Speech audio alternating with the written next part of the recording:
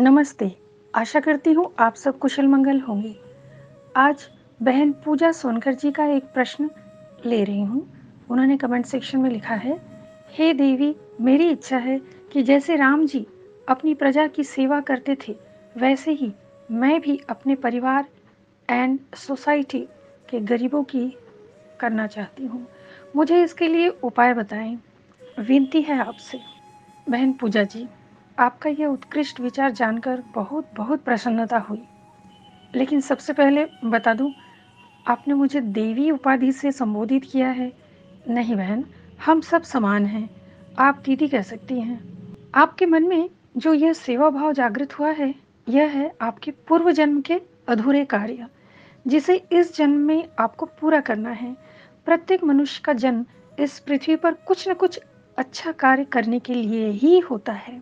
अतः ईश्वर अब आपके मन में, आपकी चेतना में सेवा भाव की तड़प जगाने का कार्य कर रहे हैं। आप अवश्य यह पवित्र कार्य करना आरंभ कर दीजिए। आप अकेले करना चाहें या अपने विशेष मित्रों से मिलकर एक ग्रुप बनाकर यह कार्य कर सकती हैं। ग्रुप में उन्हें ये स्थान दें जिन्हें ऐसे सेवा भाव से वास्तव में हृदय से लगाव हो। पर ख्याल रखिएगा कि भविष्य में घर वालों के डर से या किसी दबाव से वे पीछे न हट जाएं। यह अक्सर होता है। यह पथ सरल नहीं है, पर यदि ठान लो तो सब कुछ आसान है।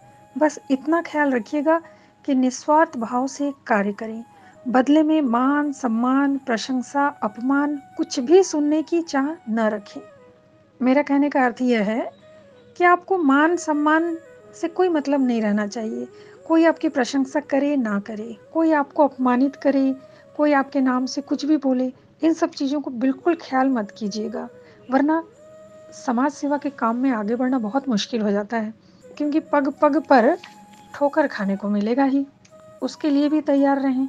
हमेशा याद रखना कि भगवान श्री राम को भी समाज ने बड़े दुख दिए, संदेह किया, लांछन लगाए, पत्नी वियोग कराया, बच्चे अलग हुए, गृहस्थ सुख न मिल पाया, माता सीता को अग्नि परीक्षा देनी पड़ी, पाताल लोक में जाना पड़ा, भगवान श्री राम को जल समाधि लेनी पड़ी।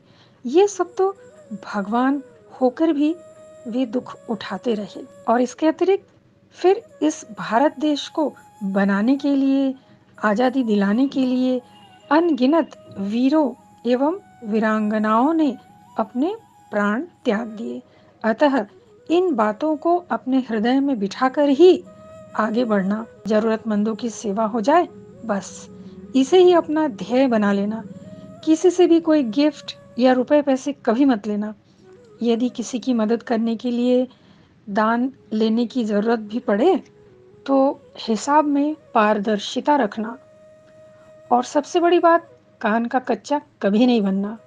और उससे भी बड़ी बात, अपने से बढ़कर किसी पर विश्वास कभी मत करना। जैसे कि वर्तमान समय की अवस्था और व्यवस्था हमें सजग करती है। आपको मैं यहाँ पर एक उदाहरण दे रही हूँ। ये जो आप सामने में आग लगी हुई देख रहे हैं ना, यह इसी शिवरात्रि की रात 12:30-1 बजे की बात है।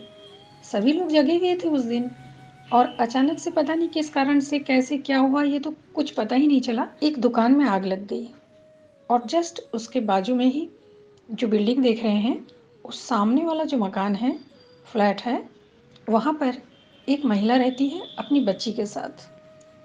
उनके पति नहीं है, अर्थात उनकी मृत्यु हो चुकी है। इतने रात को कोई नहीं आ रहा था इस अग्निकांड को बंद करने के लिए, बुझाने के लिए। बल्कि जो भी थे आसपास, वे सब अपने घरों से निकलकर वीडियो शूटिंग करने लग गए थे।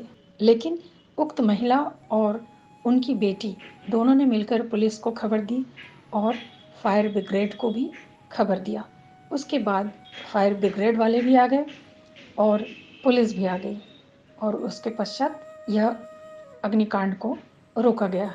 और इससे पहले उक्त महिला और उसकी बच्ची जितना हो सके अपने घर से पानी ऊपर से ही, क्योंकि लपटें तो बहुत बड़ी थी, उनके घर की तरफ ही, सब उनके अपार्टमेंट की तरफ चली जा रही थी, तो वो अपने फ्लैट के बालकनी से ही पानी नीचे इस अग्निकांड पर डाल रहे थे।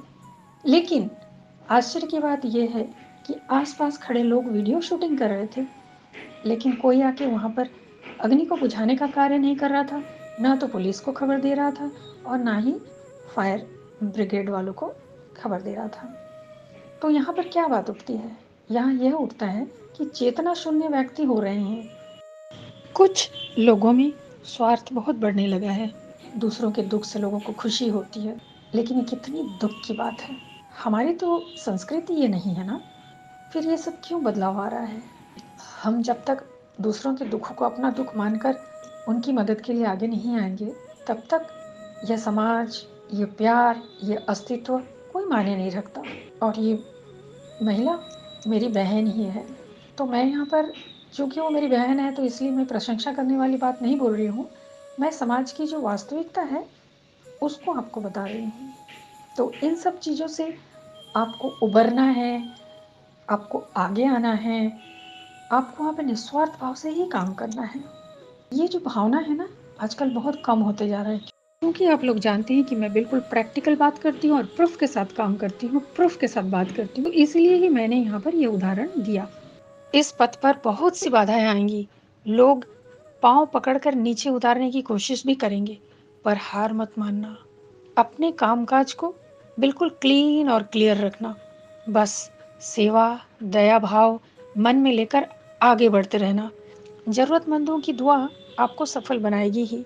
छोटे बच्चों में शिक्षा और ग्रामीण इलाकों में महिलाओं का स्वास्थ्य तथा आत्मनिर्भर बनने के लिए आप अपना सेवा योगदान उन्हें देना आरंभ कर दीजिए।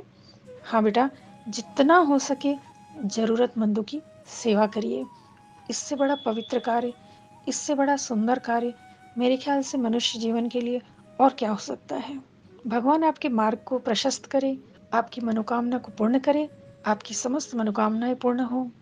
खुश रहिए। जय रघुनाथ जी।